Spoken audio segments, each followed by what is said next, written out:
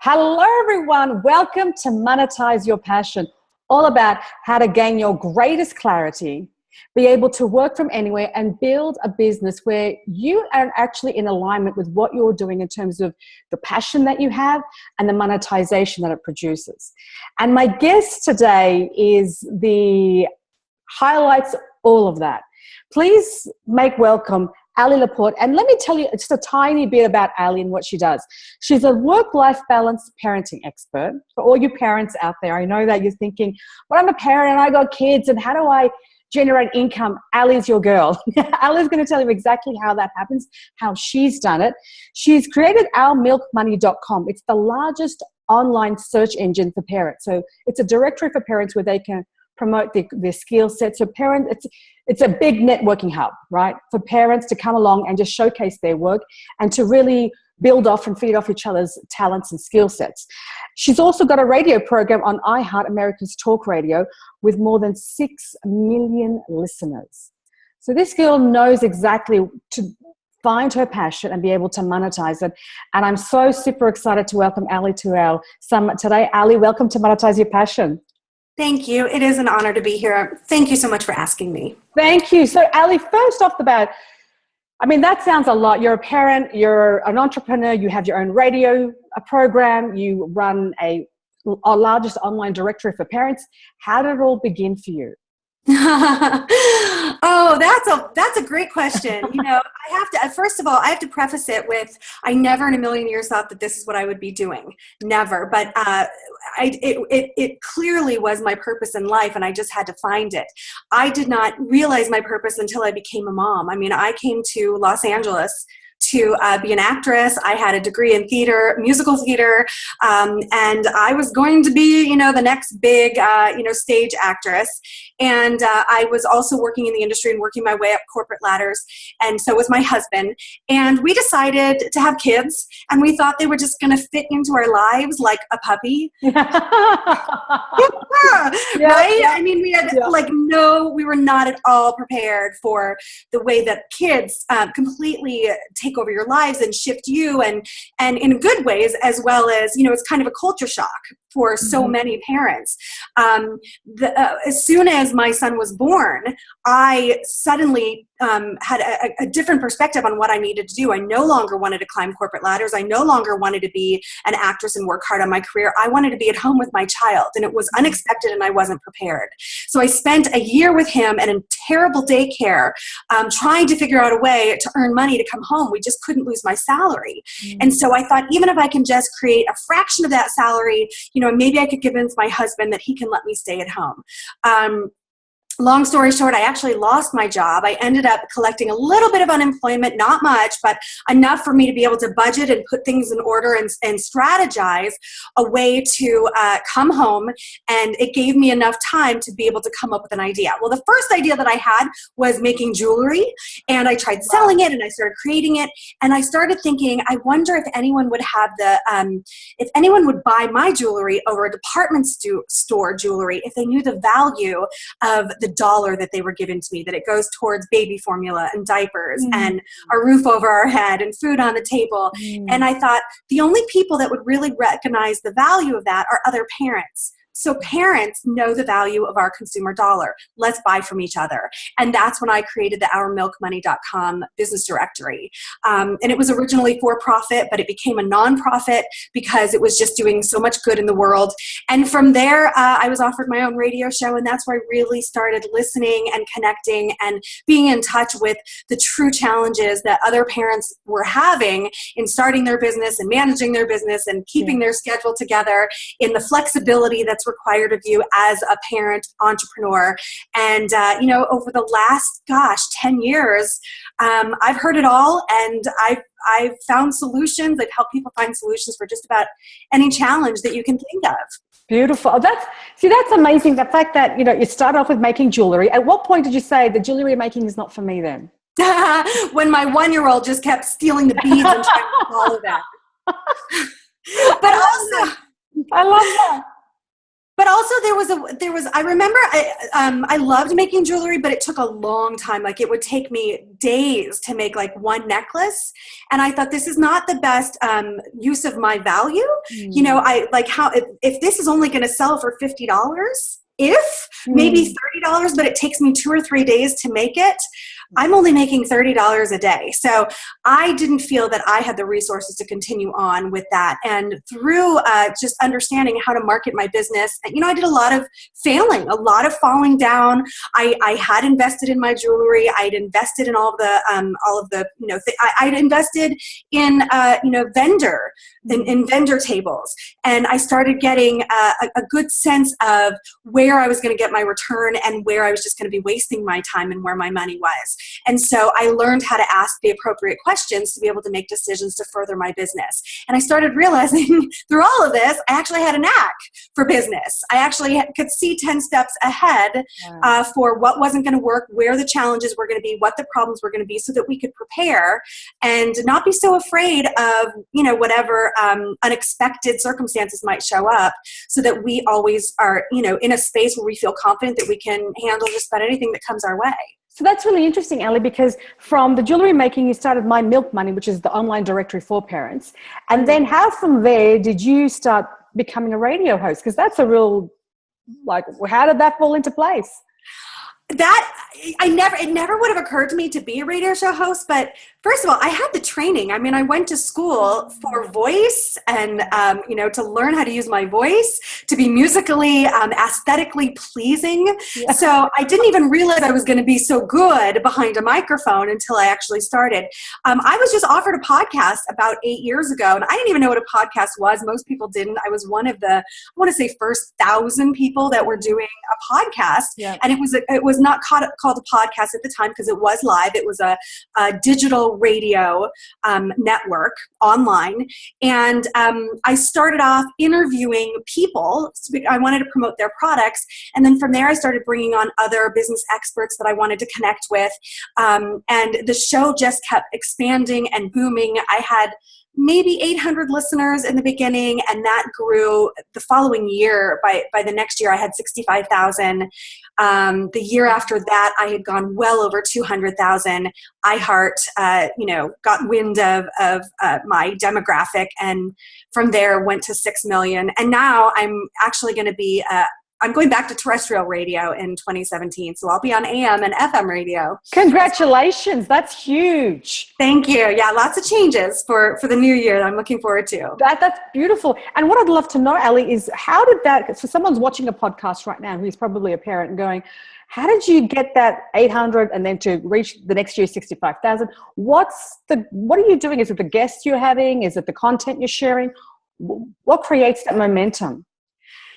All right, I'm going to give you the answer, and you got to pay real special attention to what I'm going to tell you, because it really could be the big difference in your business. Mm-hmm. Everything you just mentioned, everything has to be present. The content has to be good.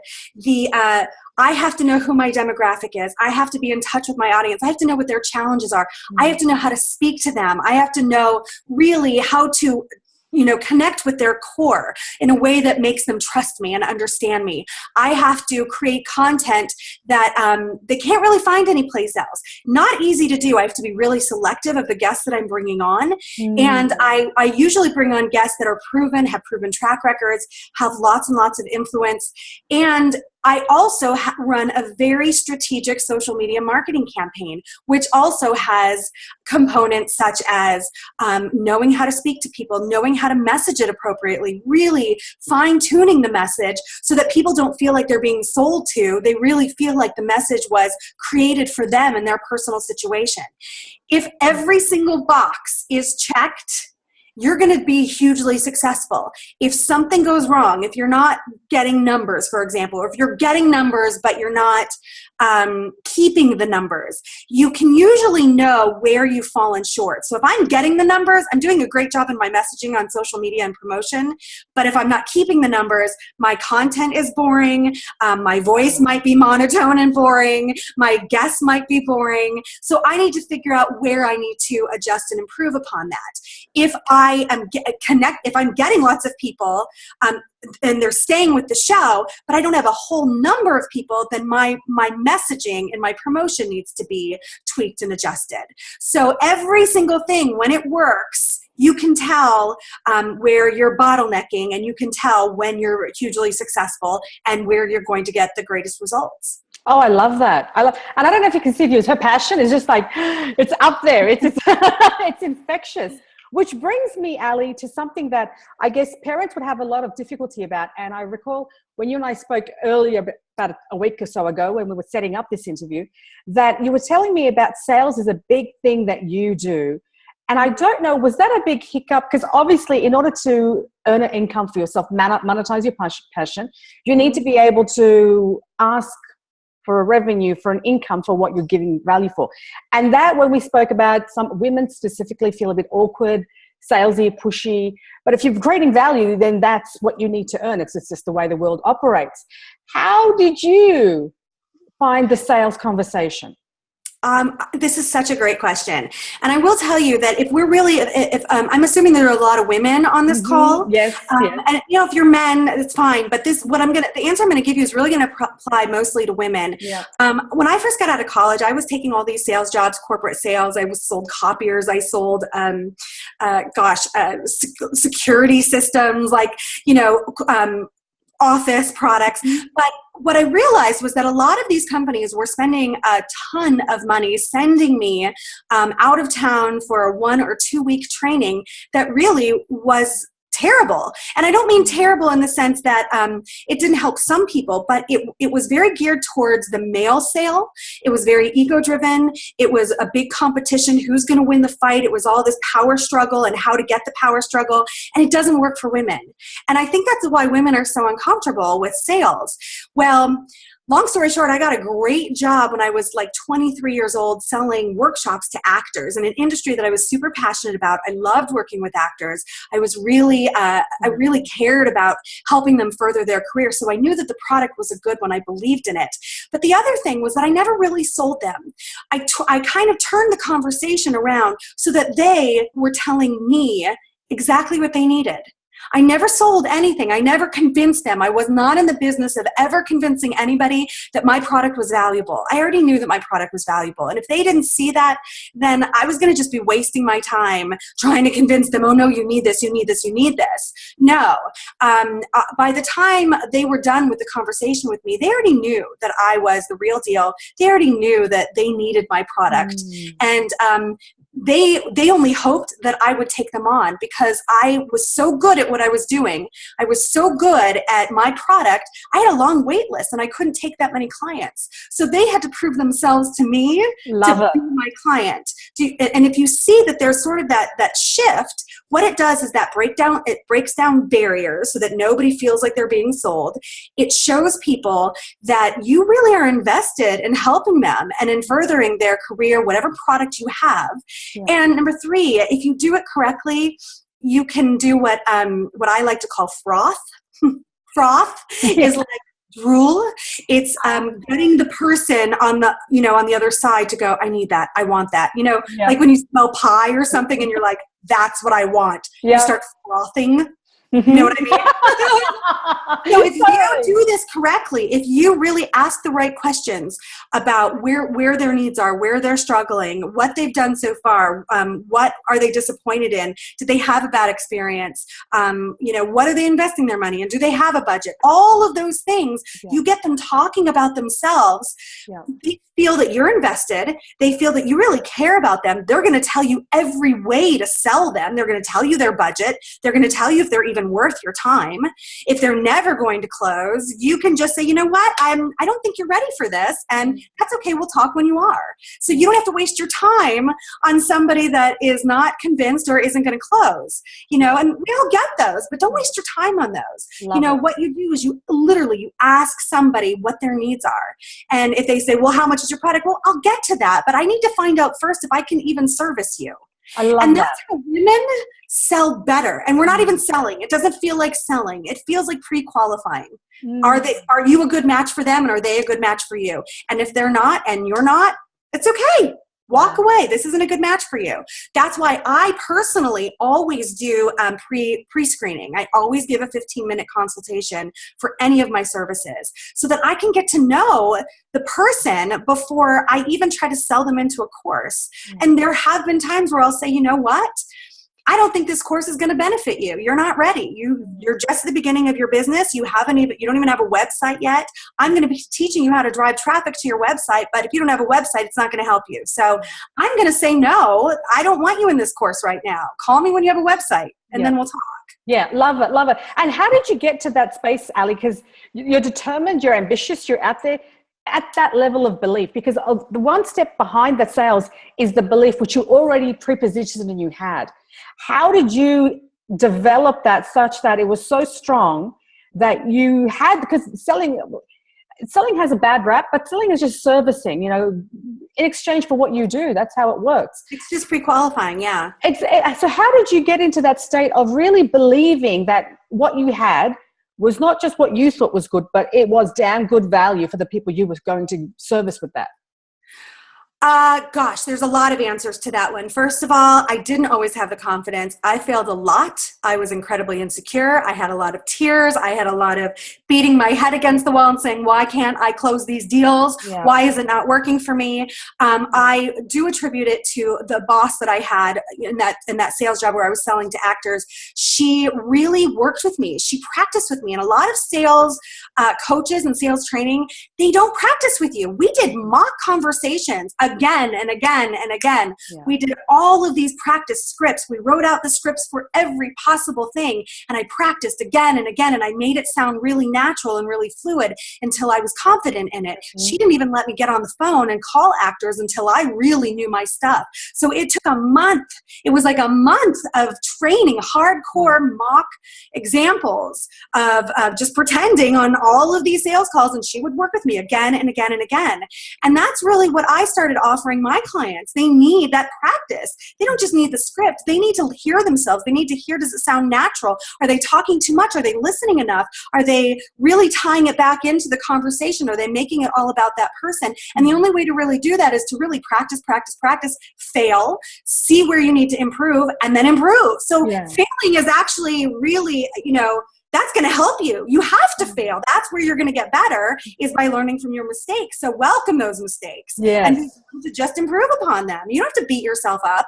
And I think that from there, I had to sort of fake it until I made it, because I hadn't been servicing my clients when I was just trying to get my client base going, right? Yeah. I had to really believe in my product before it existed. Now, I wasn't lying, but I had to envision what it was going to look like. I had to envision that I was really going to be there for my clients. And once I wasn't lying. I wasn't faking it until I made it. I really had made it. I really had a good reputation among my clients, among the industry. People were being referred to me left and right. And I really was able to pre-screen people to see, well, who was really going to invest the most money working with me? Who am I going to have the most fun working with? Because I'm really going to help them in their career because they're ready to go. And anyone who didn't fit that mold, I would say, you know what? There's other people that are on a wait list to work with me, and I really want to be selective here. Yeah. So I wasn't lying by that point. Beautiful. No, I love that. Yeah. And what I find resonating a lot, Ali, is that, when you go from employee to earning your own income to entrepreneur, there's a lot of education that takes place in between that to be able to monetize your passion.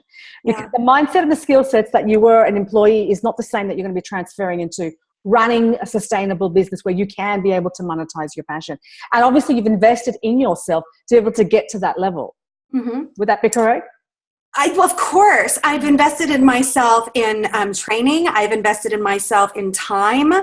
I've invested in myself in mistakes. Yeah. All of it is an investment. Yes. Absolutely. I love it. And I think that you're going to make some investment mistakes. You're going to spend money on things that don't serve you. And then you're going to learn from that. And you're going to learn that next time you're going to know which questions to ask so that it doesn't happen again. And all of that is part of the process. So, if you go into this knowing that there's all this struggle, a lot of people are going to go, I want to do it. But I will tell you that I wouldn't have had it any other way. It's fun. I'm in charge of my own career. I am my own boss. I can work around my kids' schedule. I don't apologize for putting my family first. And I have done my best growth being my own boss and helping others to be theirs. So I wouldn't have traded those failures and those, all of those unexpected circumstances and undesirable circumstances. I would not trade them for the world. I take them tenfold. Oh, I love that. So what would you say, Ali, because you're probably the best person to speak on this. You've gone from selling jewellery to having the online director of milkmoney.com to be able to have workshops and then now have your own online radio program and on the radio itself. What's the litmus test for knowing if an idea is going to fly or not? What would be your opinion on that? It's funny. I just took a test with a very good, actually one of my co-hosts for Wake Up TV, which is another thing that I'm doing.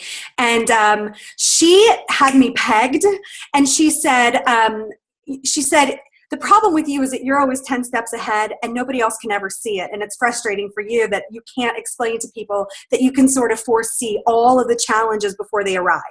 And people think you're being negative and people think that you're being critical, but really you're trying to save them the headache of all of the problems that could arise and thinking ahead.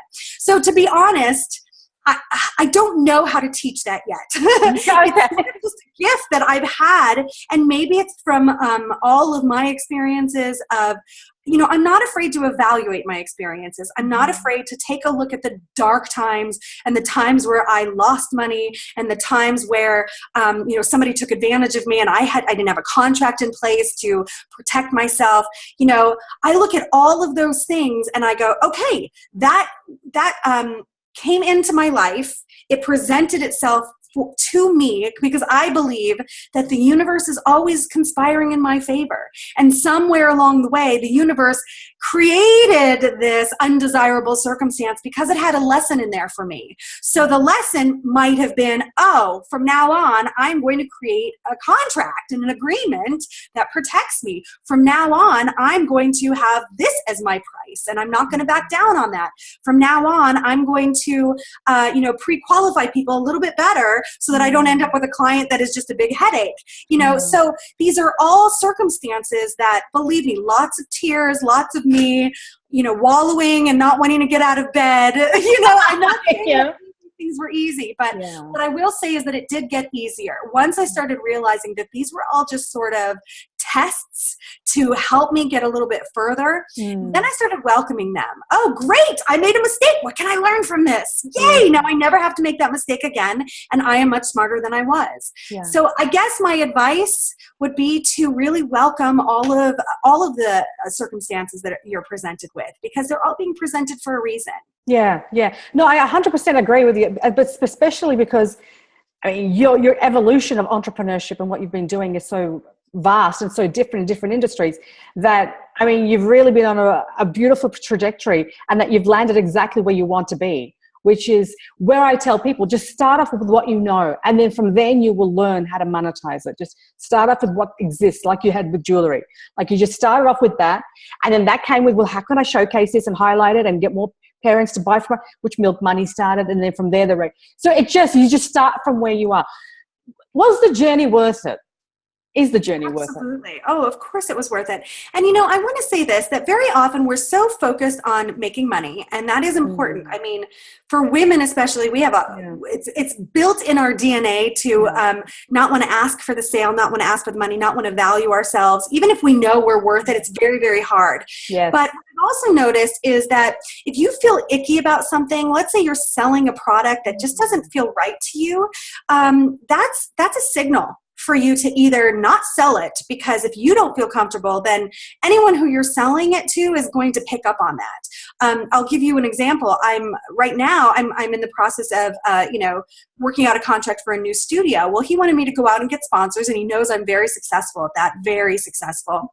And I started calling up the sponsors that I'd worked with them before, and immediately said, you know what? Never mind on this conversation. I cannot guarantee a good product because I've never worked with this station before. So until I work with this station and I know that they're going to deliver well for you, I don't want to try and sell you an ad. So never mind. Sorry about the waste of your time. But I think people appreciate that. I felt it was icky. There was something not meshing with me. Yeah. And so I think that if there's something that you're feeling uncomfortable with, the person you're selling to is going to feel uncomfortable. Mm-hmm. If you really feel like you are being of service to them, asking them questions, really caring about them, really finding out if you want to be of service to them, if you are a good match, if you're doing those things, it's going to feel great.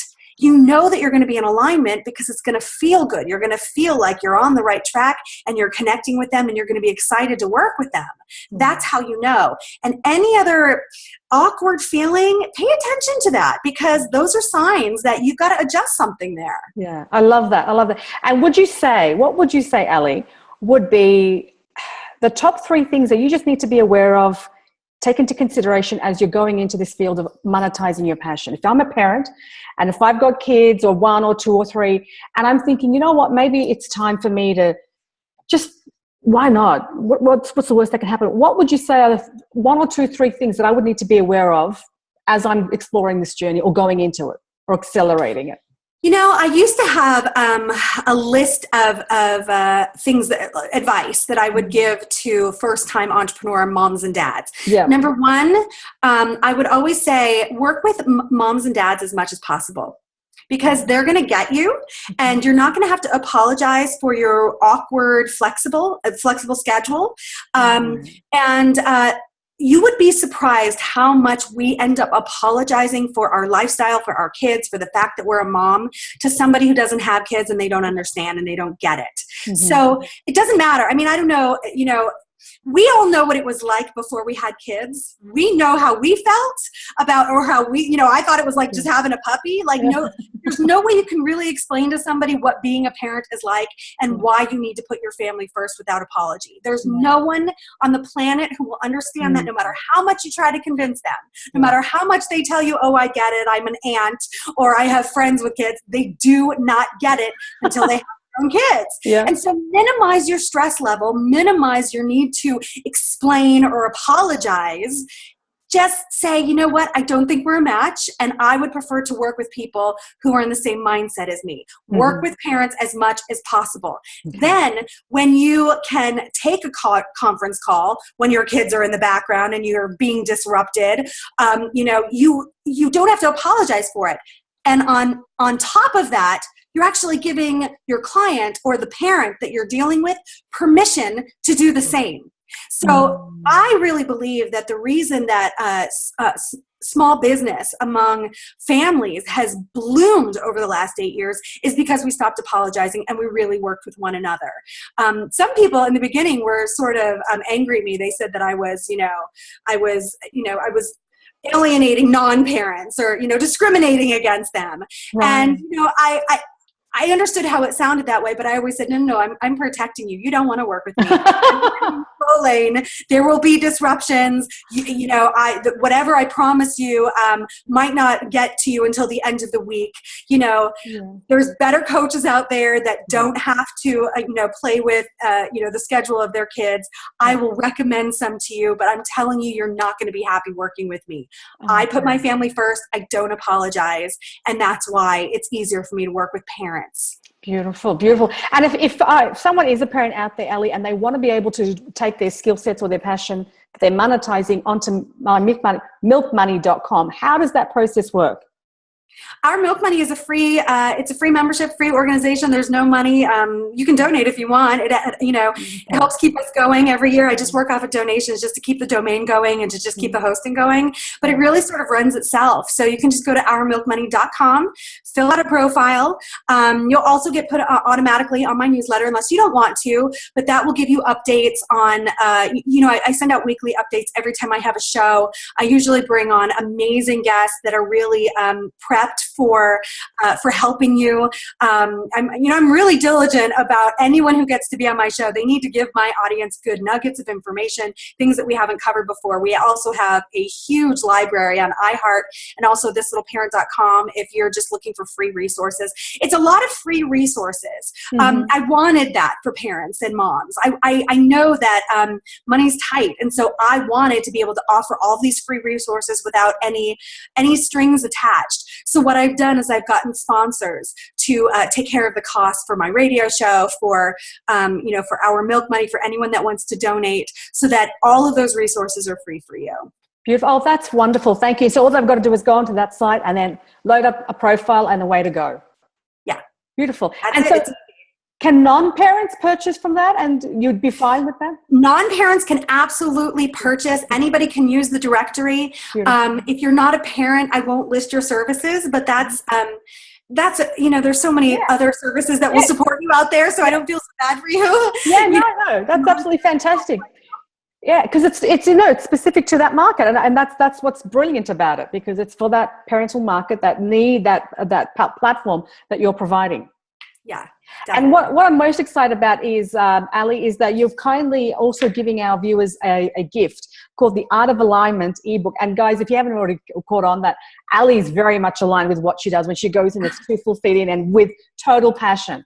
So she's offering a book called the Art of Alignment ebook and a guided meditation. Could you just speak a bit about that, please, Ali?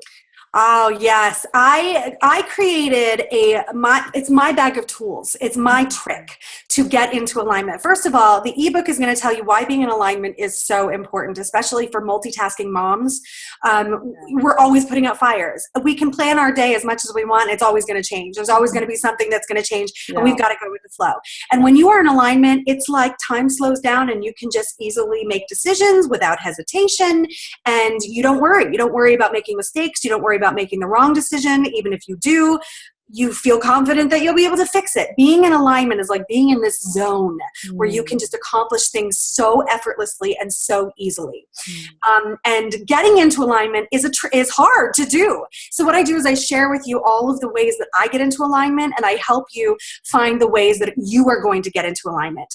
That also is paired with the guided meditation. So if you're having one of those days where you are ready to have a mommy meltdown and there's too much happening and there's clients that want to talk with you and people are mad at you and that your child is sick and needs to be picked up from school and you're ready to pull your hair out, if you can get 5 minutes alone in the bathroom, in a closet, and listen to this guided meditation, it's a really good way to just get you out of the space and into alignment enough to just be able to go, oh, I know what I need to handle and when, with complete confidence, without hesitation. So that's my gift to you. Oh, I love that. Thank you so much, Ali. And guys, that gift, that link to that gift is going to be where this interview is. Next to this interview, there's a link. Click on that link and you will get access to the Art of Alignment ebook and the guided meditation that Ali has so kindly and generously gifting us. Ali, there's not much time. I'd love to go on and on and on, but for the sake of the purpose that we've got to keep it really tight, I want to say thank you so much for giving us your time, your tips, your expertise, and your insight into what it honestly takes to monetize your passion. It's not an easy journey, but the journey is worth it. Yeah. You got to love the journey. Absolutely. I mean, you just hit the nail on the head. You know, if you're not enjoying the journey, there's no point. It doesn't matter if you can make money, but if you're hating it the way you're making money, you're not going to be able to stick to it. And you probably won't be able to keep it up for very long. So enjoy the journey. Find those ways. Give yourself props every moment that you can.